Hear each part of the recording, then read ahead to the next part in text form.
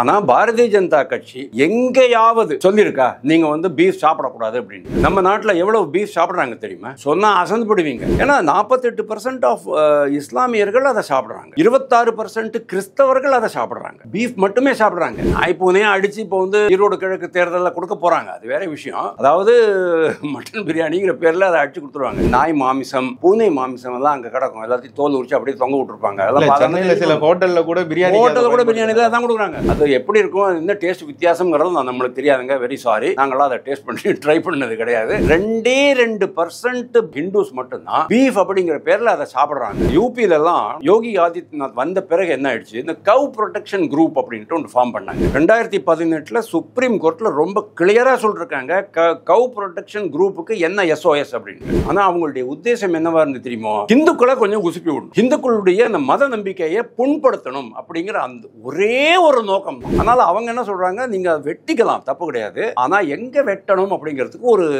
Rules கொண்டு வந்தாங்க. அது வந்து ரொம்ப கரெக்டா இருக்கும். ஒரு மாடு வெட்டப்படும் போது அது அடுத்த மாடு பார்க்க கூடாது, 3 மாதம் கண்ணுக்குட்டி இருந்துச்சுன்னா வெட்டக்கூடாது. நாரதர் மீடியா உணர்வாளர்களுக்கு வணக்கங்கள். நான் உங்கள் விஜய் சின்னசாமி. இன்று நம்முடன் இணைந்திருக்கிறார் தேசபக்தர் வாசுதேவன் அவர்கள். வணக்கம் ஜி. வணக்கம். இந்தியாவில் இருந்து அதிகமாக ஏற்றுமதி பண்ணக்கூடிய ஒரு கறி வந்து மாட்டுக்கறி தான்.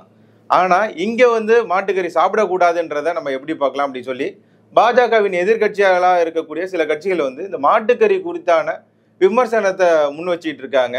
மாட்டை நாங்கள் தெய்வமாக பார்க்குற அப்படின்ற சொல்லக்கூடிய இந்த கட்சி ஆட்சி செய்யக்கூடிய இந்தியாவில இருந்து தான் மாட்டுக்கறி அதிகமாக வெளிநாட்டுக்கு ஏற்றுமதி செய்யப்படுது அப்படின்னு சொல்றதை நீங்கள் எப்படி பார்க்குறீங்க? மாட்டுக்கறின்னா என்ன, எந்த மாட்டை பற்றி சொல்கிறீங்க? மாட்டுக்கறிங்கிறது நீங்கள் நம்ம தெய்வமாக வழிபடுற பசு, அதாவது பசு மாடு கிடையாது. நம்ம இது பண்ணி வெட்டி பதப்படுத்தி எலும்புகளெல்லாம் எடுத்து எலும்பு இல்லாத போன்லெஸ் மீட்டாக நாம் வெளிநாடுகளுக்கு அனுப்புறது நம்ம பசு மாடு கிடையாது, எருமை மாடு தான். வாட்டர் பஃபெலோ அப்படின்னு சொல்லுவாங்க. மாட்டு இறைச்சி அப்படிங்கிறது ஒரு காமன் டேர்ம் தான். பீஃப் அப்படிங்கிறது ஒரு காமன் டேர்ம் தான். அதில் எல்லாமே வந்துடும். ஒட்டகம் வரும், ஆடுகள் வரும். ஆடுலேயே 2 வெரைட்டி இருக்குது. செம்மறி ஆடுன்னு இன்னொன்று இருக்குது, அது வரும். அதை கோட் அண்ட் ஷீப் அப்படின்னு சொல்லுவாங்க. அதே மாதிரி பன்றிகள் வரும். பன்றிகள் நீங்கள் பார்த்துருக்கீங்களா? ரொம்ப பெருசாக இருக்கும். அதாவது வளர்ப்பு பன்றி. அதாவது நம்ம சாக்கடையில் இருக்கும் இல்லையா, கருப்பு பன்றி, அது கிடையாது. அந்த பன்றி மாமிசத்தை நம்ம வந்து வெளிநாடுகளுக்கு அனுப்ப முடியாது. அது சும்மா லோக்கலாக இருக்கிறவங்க அதை வெட்டி கடையில் வச்சுருப்பாங்க. அது மாதிரி கொஞ்சம் ரெட் கலரில் இருக்கும். இதை ரெட் ரெவல்யூஷன் அப்படின்னு சொல்லுவாங்க.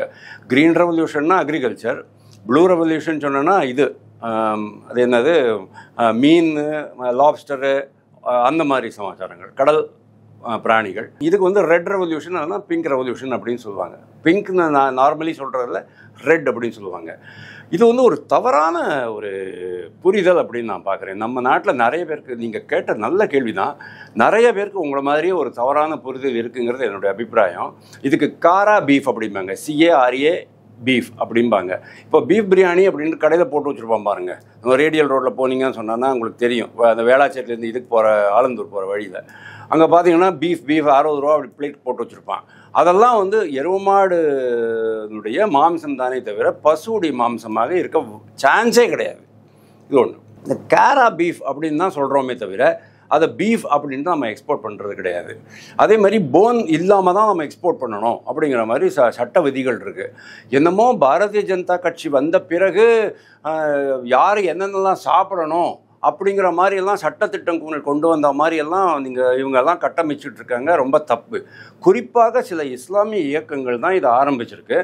ப்ளஸ்ஸு அதையே எதிர்கட்சிகள் அவங்களுடைய வாக்குகள் வாங்கணும் அப்படிங்கிறதுனால காங்கிரஸ், DMK இந்த மாதிரி ஆளுங்கள்லாம், தீகா, இவங்க இந்த மாதிரி ஆளுங்கள்லாம் பண்ணுறாங்க. இதை எந்த லெவலுக்கு அவங்க எடுத்துகிட்டு போகிறாங்க அப்படின்னு சொன்னால், அண்ணாமலை அப்படின்ட்டு ஒரு ஆட்டுக்குட்டிக்கு பேரை வச்சு அதை வெட்டினாங்க பார்த்தீங்களா, அந்த அளவுக்கு அவங்க எடுத்துகிட்டு போயிட்டாங்க. அதாவது பாரதிய ஜனதா கட்சி மேலே எவ்வளவு துவேஷம் காமிக்க முடியுமோ, தலைவர்கள் மேலே எவ்வளவு வெறுப்பை காமிக்க முடியுமோ, அதற்கு ஒரு கருவியாக இதை அவங்க வந்து பயன்படுத்துகிறாங்க, அரசியல் ரீதியாக பயன்படுத்துகிறாங்க. ஆனால் பாரதிய ஜனதா கட்சி எங்கேயாவது சொல்லியிருக்கா நீங்கள் வந்து பீஃப் சாப்பிடக்கூடாது அப்படின்ட்டு? நம்ம நாட்டில் எவ்வளவு பீஃப் சாப்பிட்றாங்க தெரியுமா? சொன்னால் அசந்து போடுவீங்க. காய்கறியை விட அதிகமான இது உணவு பீஃப் தான். 33 லட்சம் டன்ஸ்.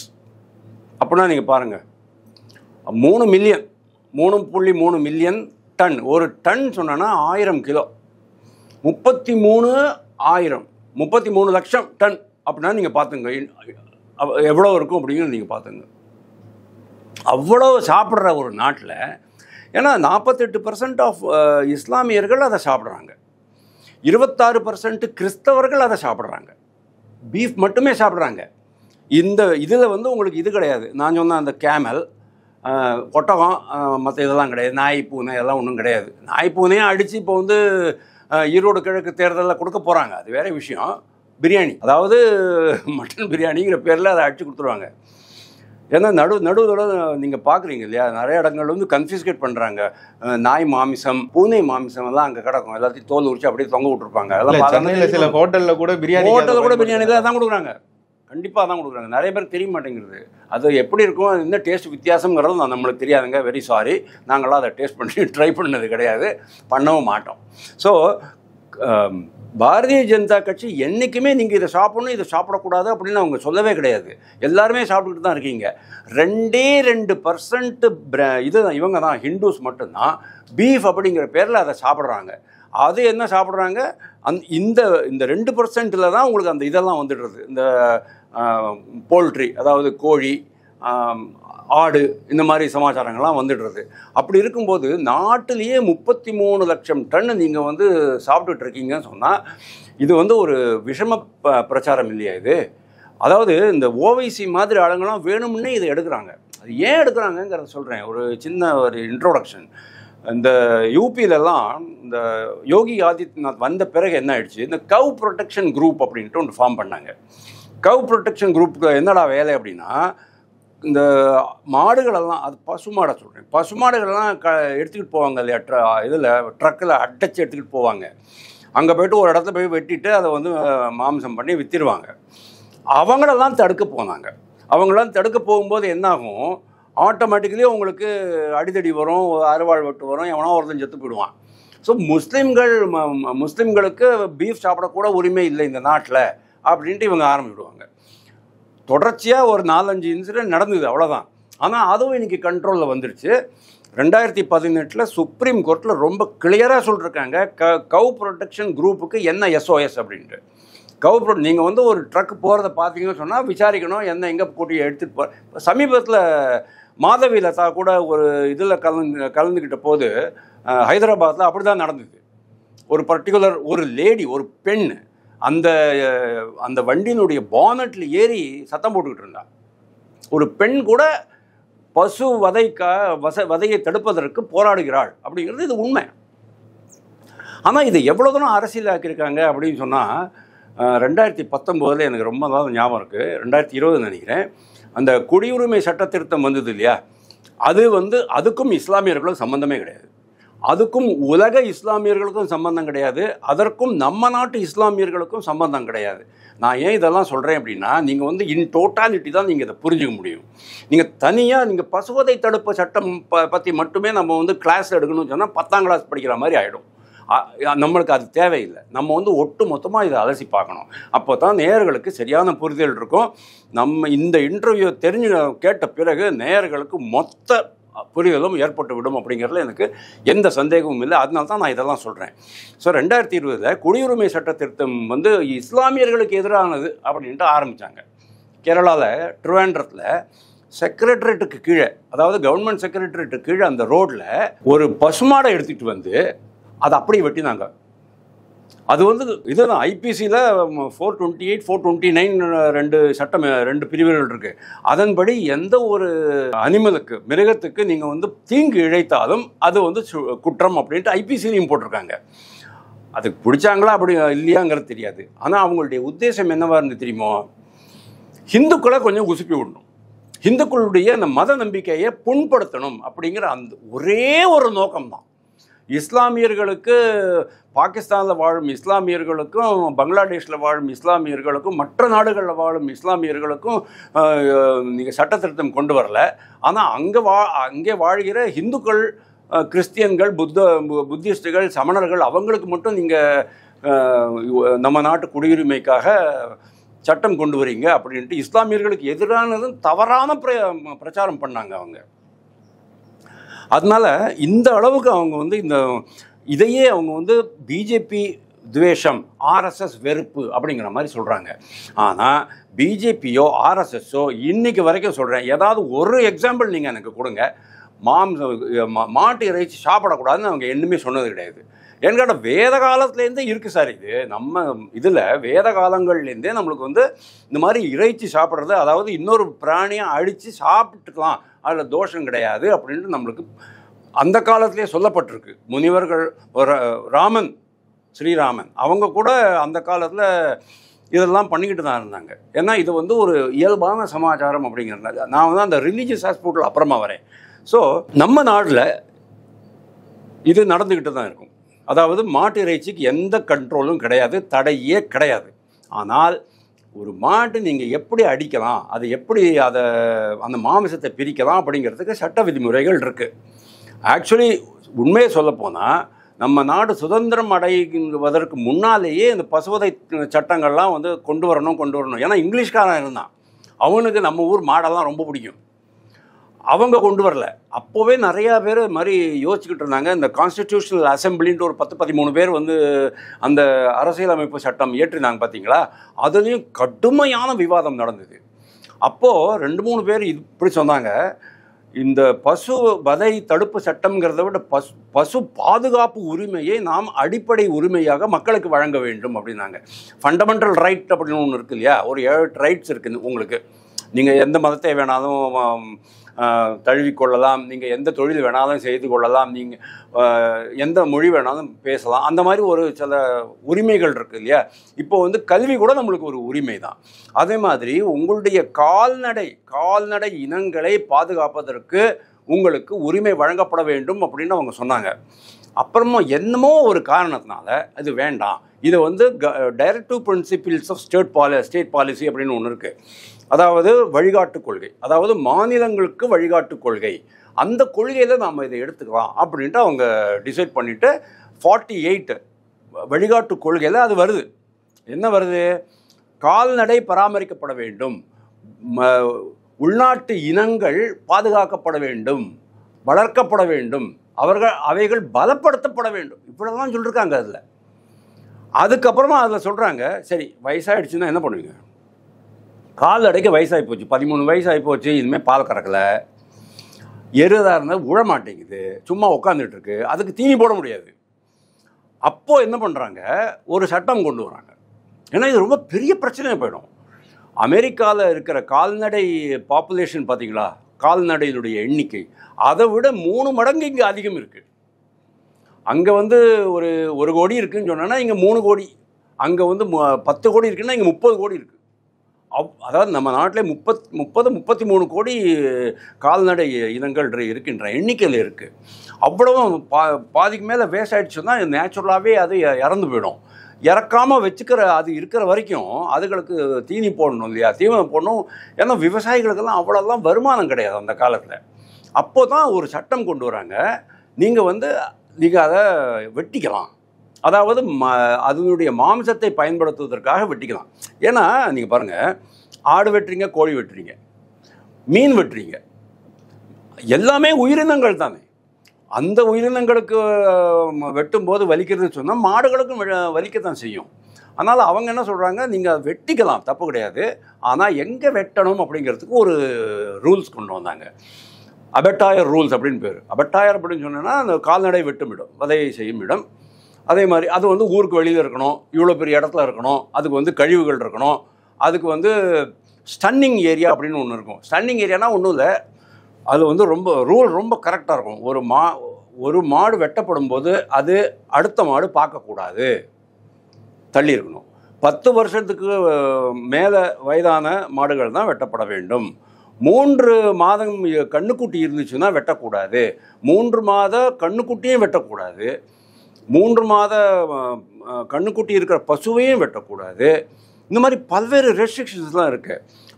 இதெல்லாம் வந்ததுக்கு அப்புறம் தான் உங்களுக்கு வந்து அதாவது லீகலாக, அதாவது பசுவை மாமிசத்திற்காக வெட்டி கொள்வது, அந்த இறைச்சியை விற்பதுங்கிறது சட்டப்பூர்வமாக வந்திருக்கு. இதை விட என்ன சார் பண்ண முடியும்? இது பாரதிய ஜனதா கட்சியாக கொண்டு வந்துச்சு இல்லையே. காங்கிரஸ் ஆட்சி காலத்துலேயே இருந்தது. 1958 யார் சார் இருந்தா? 1960 யார் இருந்தா? தமிழ்நாடு அனிமல் ப்ரொடெக்ஷன் ஆக்ட் 1960 யார் இருந்தாங்க? காங்கிரஸ் கட்சி தானே இருந்தது. நாட்டில் 28 மாநிலங்களில் 24 மாநிலங்களில் பசுவதை தடுப்பு இருக்குது. நார்த் ஈஸ்டர்ன் ஸ்டேட்ஸில் இல்லை, கோவாவில் இல்லை, கேரளாவில் இல்லை. அங்கெல்லாம் கிறிஸ்டியன் பாப்புலேஷன் அதிகம், முஸ்லீம் பாப்புலேஷன் அதிகம். அப்படிங்கிறதுனால மோரோவர் அங்கெல்லாம் கம்யூனிஸ்ட், ஆரம்பத்திலேயே கம்யூனிஸ்ட் கட்சி தான் கேரளாவில். நாடு முழுவதும் காங்கிரஸ் கட்சி ஆண்ட காலத்தில், நேரு காலத்தில் இஎம்எஸ் நம்பூதிரி பாட் தான் இங்கே கம்யூனிஸ்ட் கட்சி ஆட்சி வந்தது. கேரளாவில் கம்யூனிஸ்ட் கட்சி அவ்வளோ ஸ்ட்ராங்காக இருந்த அந்த காலம். அப்போ அவங்க இதுக்கு ஒத்துக்கலை. ஓகே, இன்றைக்கி கூட அங்கே இது அதுக்காக தான் நீங்கள் பார்க்க முடியும். இன்றைக்கி கூட அங்கே கால்நடை பசுவதை தடுப்பு சட்டம் கிடையாது. அதனால தான் நீங்கள் அடிக்கடி பார்க்கலாம். நான் அந்த காலத்துலேயே பார்த்துருக்கேன். எப்போ தெரியுமா? 1975லேருந்து 80 காலகட்டத்தில் தமிழ்நாடு பார்டர்லேருந்து கேரளாவுக்குள்ளே கூட்டிகிட்டு போடுவாங்க கால்நடைகள் தான். இன்றைக்கும் நடக்கிறது. ஆனால் இப்போதான் ட்ரக்கில் எடுத்துகிட்டு போனீங்கன்னு சொன்னால், முந்தையெல்லாம் பெரிய ட்ரக்கில் என்ன பண்ணுவாங்க, முன்னால் கால்நடையை வச்சுட்டு பின்பக்கமாக மூட்டையெல்லாம் வச்சுருவாங்க. தெரியாது, சுங்கத்திலலாம் மாட்டிக்க மாட்டீங்க, சுங்கச்சாவடியில். அதுக்கப்புறம் கால்நடைகளை காடு வழியாக நடத்தி உள்ளுக்குள்ளே கூட்டிகிட்டு போடுவாங்க. அப்புறம் அங்கே போய்ட்டு ட்ரக்கில் ஏற்றி உள்ளே போடுவாங்க. ஏன்னா கொஞ்சம் பார்டர் கிராஸ் பண்ணி சொன்னால் பிரச்சனை கிடையாது. இன்றைக்கும் கால்நடை கடத்தல் அப்படிங்கிறது நடக்கத்தான் செய்கிறது. கால்நடை கடத்தல் ஐபிசியில் இருக்குது, தடை செய்யப்பட்டிருக்கு. ஆனாலும் இவங்க அதை பண்ணத்தான் செய்கிறாங்க. அதே மாதிரி பல்வேறு இடங்களில் இந்த மாதிரி நீங்கள் இந்த வதை கூடத்திற்கு மட்டும்தான் எடுத்து வதை செய்ய முடியும் அப்படிங்கிற சட்டத்தை மீறுவது, அந்த சம்பவங்கள் நிறைய நடக்கத்தான் செய்யும். ஒன்றும் பண்ண முடியாது. ஏன்னா இன்டீரியர் வில்லேஜஸில் தான் இருப்பாங்க. அங்கே ஆதிவாசிகள் இருப்பாங்க. அவங்களுக்கு இதை அடித்து சாப்பிடணும் அப்படிங்கிற ஒரு இது இருக்கும், ஒரு பாரம்பரியம் இருக்கும். அவங்க அங்கேயே அடித்து அதை ஸ்கின் பண்ணி போன்ஸ் எல்லாம் ரிமூவ் பண்ணி அப்படியே சாப்பிட்ருவாங்க. எவ்ரி டைம் நீங்கள் இதை வதை கூடத்துக்கெல்லாம் எடுத்துகிட்டு போக முடியாது. அதே மாதிரி ஒரு மாடு நீங்கள் ஓகே, நீங்கள் ரொம்ப இதுவாக இருக்கிறீங்க, மாடு பராமரிக்கணும் அப்படின்னு சொன்னால் அது உபயோகமே இல்லை. அது வயலுக்கும் உபயோகம் இல்லை, உங்களுக்கு பாலும் கொடுக்க மாட்டேங்கிறது. அப்படிங்கிற பட்சத்தில் அது இன்னும் எவ்வளோ நாள் உயிரோடு இருக்குமோ அவ்வளோ அதுக்கு தீவனம் போடுறதுக்கு உங்களுக்கு கட்டுப்படி ஆகாது. அப்படியே அது இறந்து போச்சுன்னே வச்சுக்குவோம், அதை எரிக்கணும், புதைக்கணும், அதுக்கு இடம் கிடையாது. ஏன்னா நம்ம நாட்டை பொறுத்த வரைக்கும் மனிதர்களுக்கு மட்டும்தான் இடுகாடு இருக்குது. புதைகாடு, இடுகாடு, மயானம், என்ன வேணாலும் சொல்லுங்கள். ஆனால் அதுகளுக்கெல்லாம் அது கிடையாது. வில்லேஜஸில் எங்கேயாவது காட்டுப்பகுதியிலையோ இது பேர் என்ன, நதிக்கரை ஓரத்துலையோ கொண்டு போய்ட்டு எரிச்சிருவாங்க, அது வேறு விஷயம். பட் இங்கேருந்து எடுத்துகிட்டு போகிறது கூட கஷ்டம் இல்லையா? அந்த காலத்தில் உங்களுக்கு டிராக்டர் இருக்காது, உங்களுக்கு கிரேன் எடுத்து தூக்கிட்டு வைக்கணும், இதெல்லாம் ஒரு பெரிய ப்ராப்ளமாக இருந்தது. அதனால் அந்த கரெக்டாக அவங்க என்ன பண்ணுவாங்க, காருண்யத்தோடு அதை கொண்டுட்டு அந்த மாமிசத்தை உபயோகம் பண்ணுவாங்க. இதில் எந்த தடுப்பும் கிடையாது. ஆனால் நம்ம நாட்டிலேருந்து பசு மாமிசம் எக்ஸ்போர்ட் பண்ண முடியாது அப்படிங்கிறதுக்கு 2019 ஒரு ஆர்டிஐயில் பதில் வந்திருக்கு. அந்த பதில் ரொம்ப கிளியராக இருக்கும். என்ன அப்படின்னா, 2019 ministry agriculture and food processed food products export development அத்தாரிட்டிலேருந்து அவங்க சொல்கிறாங்க. கேள்வி என்ன கேட்குறாங்க பாருங்கள். Kindly provide yearwise details of beef export of Indian breed cow. அதாவது நம்ம நாட்டு தேசிய இனம் பசுமாடு and number of slaughtered Indian breed cow. எவ்வளவு நீங்கள் நம்ம நாட்டு உள்நாட்டு இனத்தை சேர்ந்த பசுவை வெட்டி அதோடைய மாமிசத்தை எக்ஸ்போர்ட் பண்ணிருக்கீங்கன்னு கேட்குறாங்க. அதுக்கு பதில் பாருங்கள். எக்ஸ்போர்ட் ஆஃப் பீஃப், அதாவது பிராக்கெட்டில் கவ் மீட் அப்படின்னு ஸ்பெசிஃபிக்காக சொல்கிறாங்க. ஏன்னா நான் சொன்னேன், உங்களுக்கு பீஃப் சொன்னேன்னா உங்களுக்கு எல்லாமே வந்துடும். இதுலேருந்து அதாவது ஒட்டகத்துலேருந்து நம்ம ஆடு வரைக்கும் எல்லாமே. நம்ம இன்ன வரைக்கும் பீஃப்னாவே நம்ம இந்த மாட்டுக்கறி எந்த மாடுன்னு நம்ம பார்க்கறது கிடையாது. அதுதான் பிரச்சனை. இதுதான் மக்களுக்கு பேசிக்காக புரிதல் இல்லைன்னு நான் சொல்கிறேன். So, the export of beef, bracket like cow meat, is not allowed, not permitted by the government of India. Hence, no export date is available. Export டேட்டான்னு போடணும், டேட் போட்டுருங்க. எக்ஸ்போர்ட் டேட்டா அவைலபிள் கிடையாது.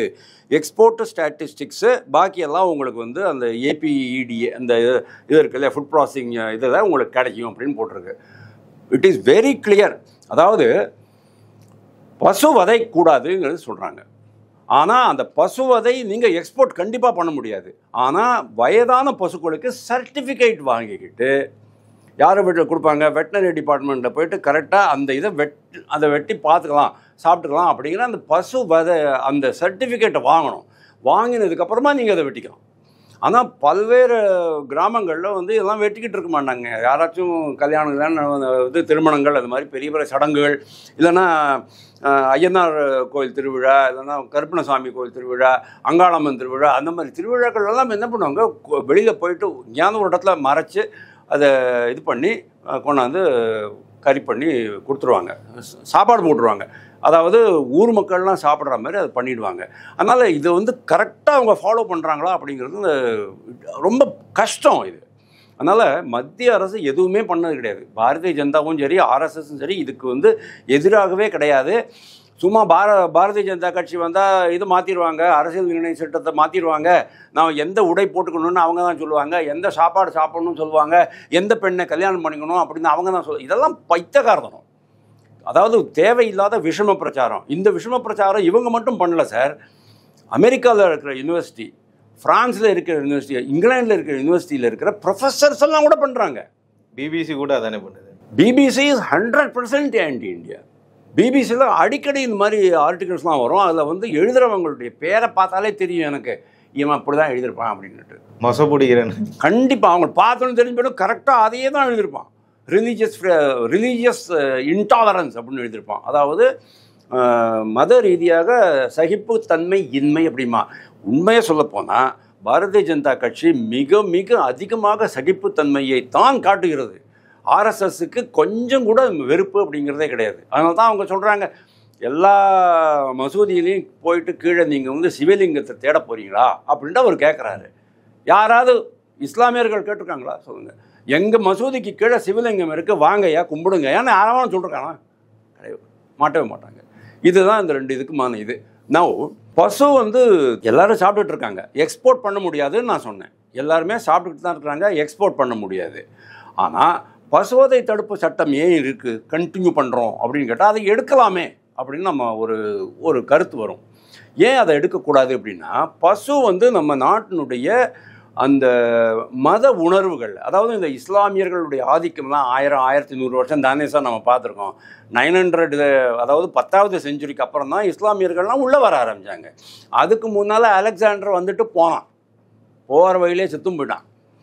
அதுக்கு முன்னால் 1-2 பேர் வந்துட்டு இருந்தாங்க. அதுக்கப்புறமா 1700க்கு அப்புறம் தான் கிழக்கிந்திய கம்பெனி வந்தது, ஆங்கிலேயர்கள் வந்தார்கள், டச்சுக்காரர்கள் வந்தார்கள், போர்ச்சுகீசியர்கள் வந்தார்கள். நல்ல வேளை ஃப்ரெஞ்சுக்காரன் வரல. அப்புறம் சீனாக்காரன் வந்தான், திபெத் பக்கமாக வந்தான், இந்த பக்கமாக நாகாலாந்து பக்கம்லாம் வந்தான், சிக்கிம் பக்கம்லாம். ஸோ இவங்கெல்லாம் வரத்துக்கு முன்னாலேயே நம்ம நாடில் பசு வந்து ஒரு தெய்வமாக மதிக்கப்பட்டது இன்னைக்கு வரைக்கும். நேற்றுக்கு கூட ஒரு வீடியோ வந்து என்னுடைய ஃப்ரெண்டு அனுப்பிச்சிருக்கிறாரு. இந்த விஷயத்தில் நாங்கள் பேசிகிட்டு இருக்கும்போது அவர் ஒரு வீடியோ அனுப்புகிறாரு.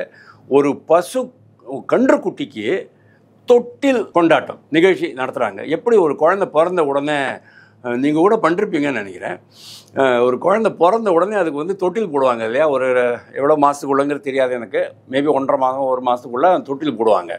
ஃபஸ்ட்டு காப்பு கட்டுவாங்க, அதுக்கப்புறமா தொட்டில் போடுவாங்க. ஒரு தொட்டில் பண்ணி அதில் வந்து அந்த குழந்தைய போட்டு ஆட்டுறது, தாளாட்டுறது, அதை ஒரு கண்ணுக்குட்டிக்கே அவங்க பண்ணுறாங்க. அதாவது ரொம்ப அந்த வேத மந்திரங்கள் சொல்லி அந்த மாடையும் முன்னால் கொண்டு வந்து வச்சு அதை வந்து பண்ண சொல்கிறாங்க. வீட்டில் அந்த அவங்க அந்த கண்ணுக்குட்டியை தூக்கிட்டு அந்த தொட்டியில் கூட்டி வச்சு ஆட்டுறாங்க, எல்லோரும் ஆட்டுறாங்க. அப்புறம் அந்த இறக்கி விட்டுடுறாங்க, கொண்டு போய் கட்டிடுறாங்க, முடிஞ்சு போச்சு. அந்த அளவுக்கு நம்ம அதை பாலிக்கிறதுக்கு காரணம் என்ன தெரியுமா? முதல்ல நம்ம ஒன்று தெரிஞ்சுக்கணும். இந்த ஹிந்து தர்மம் அப்படிங்கிறதுல நம்ம எல்லாரையுமே நம்ம வந்து வழிபடக்கூடிய, பூஜிக்க தகுந்த ஒரு பொருளாகத்தான் நம்ம பார்க்குறோம்.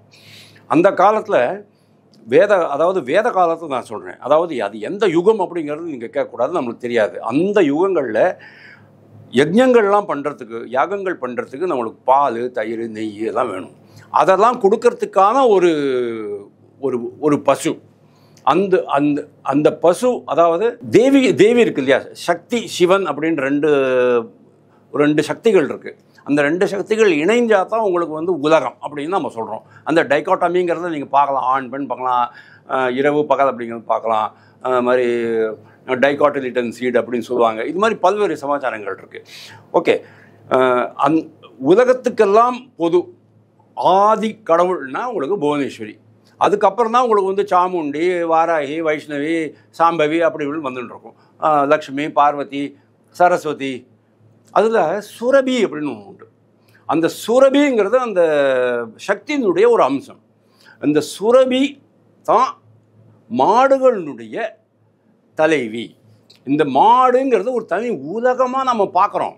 எப்படி நம்ம பூலோகம் சொன்னோன்னா நம்மளாம் இருக்கிறோமோ பூலோகம், அதே மாதிரி கோலோகம் அப்படின்னு ஒன்று இருக்கான். அது நம்மளுக்கு தெரியாது எங்கே இருக்குன்ட்டு. அந்த காலத்தில் இருந்திருக்கோம், எப்போவோ இருந்திருக்கும். அந்த கோலோகத்தில் இந்த கோ மட்டும்தான் இருக்கும். இந்த பசுமாடுகள், இந்த மாடுகள்லாம் மாட்டுகளுடைய உலகம். அந்த அளவுக்கு நம்ம வந்து அதுக்கு இம்பார்ட்டன்ஸ் கொடுத்து வச்சுக்கிட்டு இருந்தோம். காமதேனு அப்படின்னு ஒன்று வந்துருந்தது. காமதேனு வந்து ஒன்றும் இல்லை, மனித தலை இருக்கிற ஒரு பசுமாடு தான் அது. அந்த காமதேனு வசிஷ்டர் வச்சுட்டு இருந்தார் அப்படின்னு சொல்கிறாங்க, ஜம்தக்னி வச்சுக்கிட்டு இருந்தார் அப்படின்னு சொல்கிறாங்க. ரெண்டு பேருமே முனிவர்கள் தான். அந்த பசுமாடை அபகரிக்கிறதுக்கு நிறையா யுத்தங்கள்லாம் நடந்திருக்குங்கிறலாம் புராண காலத்தில் கதைகள் நிறையா வருது. அந்த காமதேனுடைய உடம்பில் 33 கோடி தேவதைகள் குடியிருக்கிறாங்க. அதே மாதிரி பசுமாட்டினுடைய உடலிலையும் தேவதைகள் குடியிருக்கிறாங்க. அதனால தான் பசுமாடை நம்ம தொட்டு கும்பிட வேண்டியதாக இருக்குது. பசுமானுடைய எல்லா பாகங்களும் புனிதமான பாகங்கள் அப்படின்னு நம்ம நினைக்கிறோம். அந்த மாதிரி ஒரு உணர்வு பூர்வமாக நம்ம வந்து இந்த பசுமாட்டை பார்க்கும்போது, அது மட்டும் இல்லாமல் பொருளாதாரத்துலேயும் பசுமாடு நம்மளுக்கு வந்து ஒரு மாடு, கால்நடை ஒரு மிகப்பெரிய அசெட், சொத்து. முன்னாடி திருமணமாகி ஒரு பொண்ணை அனுப்பி வைக்கும்போது, அவங்க வீட்டுக்கு அனுப்பி வைக்கும்போது அவங்க கூட சேர்ந்து ஒரு மாட்டையும் அனுப்பி வைப்பாங்க.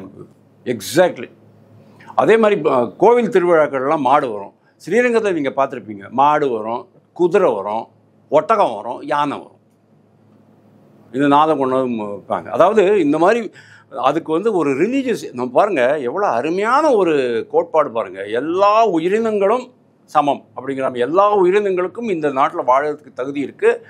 அவங்க எல்லாருக்கும் அவங்களுடைய ரோல் கொடுத்துருக்காங்க, அதை அவங்க பண்ணணும் அப்படிங்கிறது தான் நம்மளுடைய இது.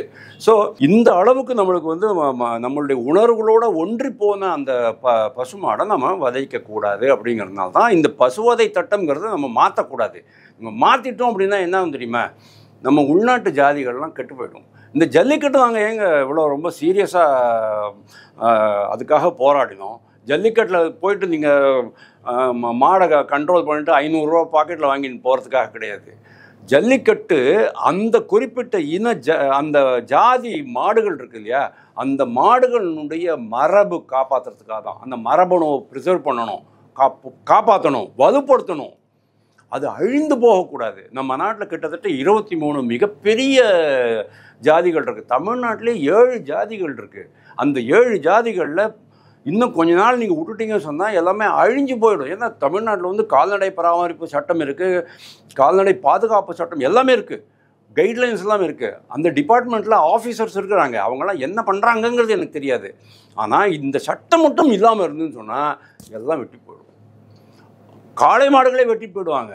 அதாவது எப்படி நம்ம இந்த சில மீன் ஜாதிகள்லாம் வந்து காணாமல் போய்டுறது பாருங்கள். அதாவது ஜூன் ஜூலையில் வந்து இனப்பெருக்கம் பண்ணுற சமயத்தில் நீங்கள் போய் மீன் பிடிக்கக்கூடாதுன்னு சொல்லுவாங்க, தடை போட்டிருப்பாங்க மீனவர்களுக்கெல்லாம். ஏன்னா அது இனப்பெருக்கம் பண்ணணும். நீங்கள் பாட்டுக்கு அந்த சமயத்தில் எதாவது பிடிச்சிட்டு போட்டிங்கன்னு சொன்னால் அடுத்த வருஷம் உற்பத்தியே இருக்காது, இனப்பெருக்கமே இருக்காது, அங்கே மீன் கிடைக்காம போயிடும். அதே மாதிரி சில பேர் என்ன பண்ணுவாங்க, சில மீன்கள்லாம் வந்து தண்ணி இதில் வந்து கரைக்குள்ளே வந்து அந்த ஷேரில் உள்ளுக்குள்ளே போய் மாட்டிட்டு அது உள்ளுக்குள்ளே ஓட்டை பண்ணிட்டு உள்ளே போய் உட்காந்துருக்கும். நம்ம ஆளுங்க என்ன பண்ணுவாங்க, அங்கே போய்ட்டு மண்ணை தோண்டி அவங்களுக்கு தெரியும், இப்படி கை வச்சு பார்ப்பானுங்க, அப்படி கை வச்சு பார்ப்பாங்க, தெரிஞ்சு போயிடும். அதுக்கப்புறமா அவங்க என்ன பண்ணுவாங்க, அந்த இடத்துல தோண்டி அதை எடுத்துருவான். அதுதான் அடுத்தது மழை பெஞ்ச உடனே அங்கே போயிட்டு இனப்பெருக்கம் பண்ணக்கூடிய ஆண். அதையே நீங்கள் அடிச்சு சாப்பிட்டீங்கன்னு சொன்னால் உங்களுக்கு அடுத்த வருஷம் என்னடா கிடைக்கும்? இதெல்லாம் தான் நம்ம புரிஞ்சுக்க மாட்டேங்கிறோம். அதாவது இந்த நேச்சுரல் சைக்கிள், அந்த இயற்கை வட்டம் அப்படிங்கிறது நம்ம எப்படி இருக்குது அப்படிங்கிறத நம்ம தெரிஞ்சுக்க மாட்டேங்கிறோம். அதனால தான் இந்த பசுவதை சட்டம், தடுப்பு சட்டம் கண்டிப்பாக இருக்கணும், வேறு வழியே கிடையாது, இருந்து தான் ஆகணும். இப்போ சமீபத்தில் கோயம்புத்தூரில் ஒரு இன்சிடென்ட் நடந்தது, 2 நாள் முன்னால், ஞாபகம் இருக்கா? அபிதா ரவி அப்படின்ட்டு ஒரு கப்பல். எந்த அளவுக்கு அவங்க அதை எடுத்துகிட்டு போகிறாங்கன்னா, எல்லாத்துலேயுமே பாலிடிக்ஸ் தான். அங்கே இருக்கிறவங்க வந்து பாஜகக்காரங்களோ இல்லைன்னா ஆர்எஸ்எஸ்காரங்களோ கிடையாது, எல்லா ஜாதியினரும் இருக்கிற இடம்தான், எல்லா அரசியல் அமைப்பை சேர்ந்தவர்களும் இருக்கும் இடம்தான் அந்த ஊர் பஞ்சாயத்து. ஊர் பஞ்சாயத்தில் சொல்கிறாங்க இங்கே விற்கக்கூடாது, விற்கக்கூடாது, அவ்வளோதான். ஊர் பஞ்சாயத்து எப்படி கட்டுப்பட முடியும் அப்படின்னு நீங்கள் கேட்கக்கூடாது. ஏன்னா நீங்கள் வந்து கண்ட்ரோல் அப்படிங்கிறது, அதான் அதிகாரம் அப்படிங்கிறது மேல் மட்டத்துலேருந்து கீழ் மட்டம் வரைக்கும் வர்றது. அதுக்காக தான் வந்து ராஜீவ்காந்தியுடைய காலத்தில் அவங்க என்ன பண்ணாங்க, பஞ்சாயத்து ராஜ் இன்ஸ்டிடியூஷன்ஸ் அப்படின்னு கொண்டு வந்தாங்க. அதாவது லோக்கல் பாடிஸுக்கு அதிகாரம் வழங்கப்பட வேண்டும், அவங்களுடைய ஊரை நிர்வகித்து கொள்ள வேண்டும், எல்லாத்தையுமே டெல்லியிலேருந்து பண்ணிட்டு இருக்க முடியாது அப்படின்னு சொன்னாங்க. இப்போ ஊர் கட்டுப்பாடு வந்திருக்கு. ஒரு கருப்பணசாமி கோயிலில் திருவிழா, மதுரை வீரன் கோயிலில் திருவிழா அப்படின்னு சொன்னால் அவங்க வந்து சில கட்டுப்பாடுகள் போடுவாங்க. நீங்கள் you are not going to ask anything. அந்த ஊரில் நீங்கள் வாழும்போது இல்லைன்னா வெளியிலேருந்து வந்திருக்கீங்கன்னு சொன்னாங்க கூட, அந்த ஊரில் விதித்த கட்டுப்பாடுகளுக்கும் நிபந்தனைகளுக்கும் நீங்கள் கட்டுப்பட்டு தான் ஆகணும். அதுதான் ஒழுக்கம். அதை விட்டுட்டு நான் கட்டுப்பட மாட்டேன் அப்படின்னு சொன்னேன்னா அவங்கள தூக்கி போட்டு விடுவான். அதுதான் இங்கே கோயம்புத்தூரில் நடந்த சமாச்சாரம். இது மாதிரி பல்வேறு சமாச்சாரங்கள் இருக்குது, மக்களுக்கு புரிதல் இல்லை. திருப்பியும் சொல்கிறேன், நம்ம நாட்டில் பசு வதை சட்டம் இருக்குது, ஆனால் பசு மாமிசம் சாப்பிடுவதில் எந்த தடையும் கிடையாது. சர்டிஃபிகேட் வாங்கிக்கிட்டு அந்த பசுக்களை அந்த வெட்டும் இடங்களுக்கு, அதாவது அரசால் அங்கீகரிக்கப்பட்டுள்ள வெட்டும் இடங்களுக்கு கொண்டு போயிட்டு வெட்டிக்கிங்க அப்படின்னு சொல்கிறாங்க. ஏஷியாவிலேயே மிகப்பெரிய பசுவதை கூடம் எங்கே இருக்குது தெரியுமோ? பாம்பேயில் இருக்குது, தேவனார் அப்படிங்கிற இடத்துல இருக்குது. மன்குர்த் தேவனார் அப்படிங்கிற இடத்துல வாஷிலேருந்து அந்த கடல் உள்ளே வந்திருக்கும். அதை அந்த கடல் பாலத்தை தாண்டி நீங்கள் பாம்பேயில் என்ட்ராகி செம்பூர் போகிற வழியில் லெஃப்ட் சைடில் இருக்கும். ஓகே, நான் போய் பார்த்துருக்கேன், மிகப்பெரிய வதை கூடம் அது. ஆனால் நான் உள்ளே போயிட்டு அவங்க எப்படி வெட்டுறாங்க அந்த அளவுக்கெல்லாம் நம்மளுக்கு தைரியம் கிடையாது. ஆனால் அது வரைக்கும் நான் போய் பார்த்துட்டு வந்திருக்கேன். ஒரு பர்டிகுலர் ஃபங்க்ஷனுக்காக கூப்பிட்டுருந்தாங்க, நாங்கள் அங்கே போய் பார்த்துட்டு வந்தோம். அதுக்கு ஸோ இவங்களுடைய இந்த இது இருக்கு இல்லையா, அதாவது இந்த தவறான பிரச்சாரங்கள், அவதூறு பிரச்சாரங்கள் எப்படி போயின்னு இருக்கு அப்படின்னா, சில இஸ்லாமியர்களுடைய பதிவுகள் நீங்கள் பார்த்தா தெரியும், எக்ஸ் தளத்தில் பார்த்தா தெரியும், மற்றபடி இன்ஸ்டாகிராம்லையும் பார்த்தா தெரியும், ஃபேஸ்புக்கில் கூட பார்க்கலாம். மாட்டிறைச்சி விற்கும் பிராமணர்கள் அப்படின்னு போட்டிருப்பாங்க, மாட்டிறைச்சி விற்கும் ஜெயின் அப்படின்னு போட்டிருப்பாங்க. இதெல்லாம் பொய். அல் கபீர் அப்படின்ற அந்த கம்பெனியினுடைய மேனேஜிங் டைரக்டர் வந்து எதனா அகர்வால், சபர்வால் அந்த மாதிரி எதாவது பேர் இருக்கும். அவங்களாம் வந்து நார்மலி அவங்க வந்து சாப்பிட்றது கிடையாது. ஆனால் அந்த இதை அந்த தொழிலில் இருக்கிறவங்க, ஆனால் அவங்க வந்து பசுவதை பண்ணி தான், பசுவை கொண்டு தான் வந்து பண்ணுறாங்க அப்படிங்கிறது கிடையாது. நான் என்ன சொன்னேன், காரா பீஃப் அப்படின்னு சொன்னேன். பீஃப் அப்படின்னு சொன்னாலே உங்களுக்கு வந்து ஒட்டக மாமிசம் இருக்கலாம், ஆடுகளுடைய மாமிசம் இருக்கலாம், 2 விதமான ஆடுகள் இருக்குது, அந்த மாடுகள் இருக்கலாம். அதே மாதிரி அந்த அபட்டாயர் ரூல்ஸ்னு ஒன்று இருக்கும். அதாவது இந்த பசுவதை கூடத்திற்கான ரூல் இருக்கும், சட்ட விதிமுறைகள் இருக்கும். அதுலேயும் கூட ரொம்ப இது மாதிரி சில பயங்கரமான சட்டத்திட்டங்கள் இருக்கும். அதாவது நான் சொன்ன மாதிரி இந்த இதெல்லாம் இருக்கும். அதுக்கப்புறம் இந்த டீபோனிங் இருக்கு இல்லையா, அதாவது அந்த எலும்பை நீங்கள் எக்ஸ்போர்ட் பண்ணுறதா இருந்தால் இந்த எலும்பை எடுக்கக்கூடிய விதம் கூட அதில் வந்து சொல்லப்பட்டிருக்கு.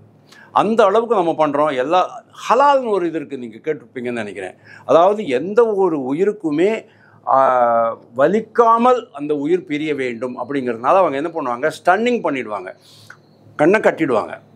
நான் பார்த்துருக்கேன் சார், சின்ன வயசில் எங்கள் ஏரியாவில் திருச்சியில் அந்த பகுதிகளெல்லாம் என்ன பண்ணுவாங்க, பை சான்ஸ் தான் நான் பார்த்துருக்கேன், அது போய் பார்க்கணுங்கிறதுனால இல்லை. அவங்க என்ன பண்ணுவாங்க, ஒரு ஆடை வந்து கட்டி போட்டுட்டு அதோட படுக்க வச்சுருவாங்க, அதோட கழுத்துக்கு கீழே ஒரு பெரிய ட்ரே வச்சுருவாங்க. அப்புறம் இந்த ஜூகுலர் வெயின் இருக்குல்ல, அதை கட் பண்ணிவிடுவாங்க. அப்போ அது கொஞ்சம் கொஞ்சமாக ரத்தம் சொட்ட ஆரம்பிக்கும். அப்படியே சொட்டி சொட்டி சொட்டி அது வந்து அன்கான்ஷியஸ் ஆகிடும். அன்கான்ஷியஸ் ஆனதுக்கப்புறம் அதை வெட்டுவாங்க. அப்புறம் அந்த பிளட்டை எடுத்து பீஸ் போட்டு அதை இது பண்ணி ஃப்ரை பண்ணி விற்றுருவாங்க. அப்புறம் மாமிசத்தை விற்றுருவாங்க. எதுக்கு இது பண்ணணும் அப்படின்னு கேட்டால், எந்த ஒரு அனிமலுக்கும் நான் வெட்டப்படுகிறேன் அப்படின்னு தெரியக்கூடாது. எக்ஸப்ட் இன் பலி.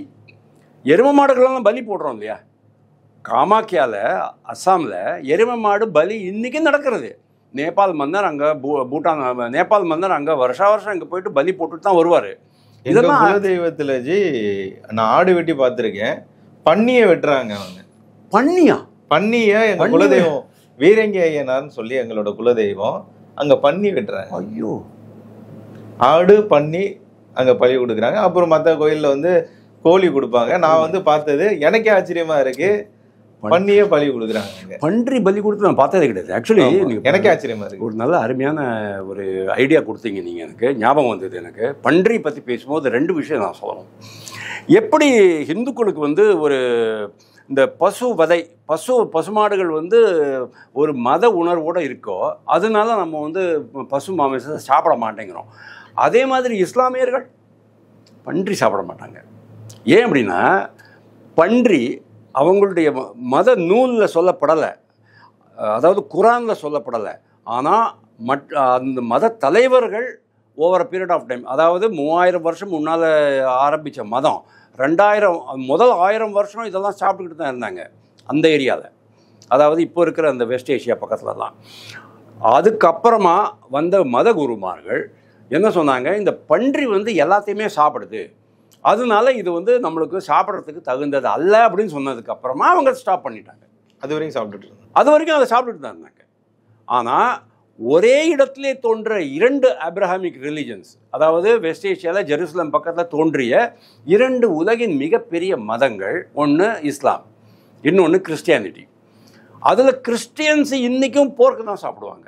அமெரிக்காவில், யூரோப்பாவில், சவுத் அமெரிக்காவில், உலக அளவில் எடுத்துக்கக்கூடிய கறியில முதல் இடத்துல போர்க். அந்த போர்க் எப்படி வரும் அப்படிங்கிறத சொல்கிறேன். நான் பார்த்துருக்கேன். சென்ட் ஜோசப்ஸ் காலேஜில் ட்ரிச்சியில் நான் படிக்கும்போது ஃபாதர்ஸ் லாட்ஜுக்கு போவேன். ஃபாதர்ஸ்லாம் இருப்பாங்க இல்லையா, அந்த லாட்ஜுக்கு போவோம். ஏதோ ஒரு காரணத்துக்கு போவோம். நாங்கள் போனால் அதுக்கு பின்னால் நம்மளுக்கு அங்கே போனோன்னா அங்கே இருக்கிற சர்வெண்ட்ஸ்லாம் எங்களுக்கு வந்து ரொம்ப க்ளோஸ் ஆகிடுவாங்க. வாங்க, ஐயரே எங்கே வந்த அப்படிமா, அந்த மாதிரிலாம் கேட்டுட்ருப்பாங்க. போன இடத்துல என்ன பண்ணுவாங்க, அந்த ரயில்வே லைனை ஒட்டினா மாதிரி, அதாவது இந்த கரூர் லைன் இருக்கு இல்லையா, அந்த ரயில்வே லைனை ஒட்டினா மாதிரி ஒரு ஃபார்ம் வச்சுருப்பாங்க. அந்த ஃபார்முக்கு போய் பார்த்துருக்கேன். பன்றிகள் இப்படி இருக்காது, விட வெளியேறுன்னு இருக்கும். ஐரோப்பாலேருந்து இம்போர்ட் பண்ண பன்றிகள் பெருசாக இருக்கும். நீர் யானையோட பாதி சைஸ் இருக்கும். ஒரு பன்றி கிட்டத்தட்ட 300லேருந்து 400 கிலோ அளவுக்கு இருக்கும். நம்ம பன்றிகள்லாம் 50 கிலோ தான் இருக்கும், அதுக்கு மேலே இருக்காது, குட்டி குட்டியாக இருக்கும். அந்த மாதிரி பன்றிகள் நல்லா பிரமாதமாக சாப்பாடு போடுவாங்க, மெடிசின்ஸ் கொடுப்பாங்க. அதுக்கு வெட்டினரி டாக்டர் வந்து வாரம் வந்து பார்த்துக்குவார். அருமையான ஃபுட் கொடுப்பாங்க. அதைத்தான் அவங்க வெட்டி சாப்பிடுவாங்க. அதைத்தான் அங்கேயும் வந்து போர்க் அப்படிங்கிறதுல கிடைக்கிறது. இந்தியாவிலேருந்து போகிற இந்த மாமிசம் கிடையாது. ஆனால் அந்த பன்றிகள் மாமிசத்திற்காகவே வளர்க்கப்படுகின்றன, உலக அளவில் வளர்க்கப்படுகின்ற, இந்தியாவிலும் வளர்க்கப்படுகின்றன. இந்தியாவிலேருந்தும் அந்த பிக் மாமிசம் போகிறது. அந்த பிக் மாமிசத்துலாம் வேறு வேறு பேரெல்லாம் இருக்குது, போவைன் கிவைன்மா. அதாவது இஸ்லாமியர்கள் விரும்பாத ஒரு உணவு அப்படின்னா அது போர்க்கு. அதை நம்ம மதிக்கிறோம், கரெக்டாக. அதில் நம்மளுக்கு எந்த விதமான மன கஷ்டமும் கிடையாது. அவங்க சாப்பிடலன்னா சாப்பிட உடையன். இந்துக்களுக்கு பசு மாமிசம் சாப்பிடக்கூடாதுன்னு மத ரீதியாக தடை விதிச்சிருக்கு சொன்னா அவங்க இதை மதிக்கணுமா வேண்டாமா? அதை தான் நான் உங்கள்கிட்ட கேட்டேன். இவ்வளோதான் நான் சொல்ல வந்தது. இதுக்கு மேலேயும் ஏதாவது விளக்கம் இருந்தால் அடுத்த வீடியோ போடுவோம். தேங்க்யூ. கண்டிப்பாக ஜி. உங்களோட பொன்னான நேரத்தை ஒதுக்கி பல தகவல்களை நாரதா மீடியாவுடன் பகிர்ந்து கொண்டதற்கு மிக்க நன்றிகள் ஜி. தேங்க்யூ.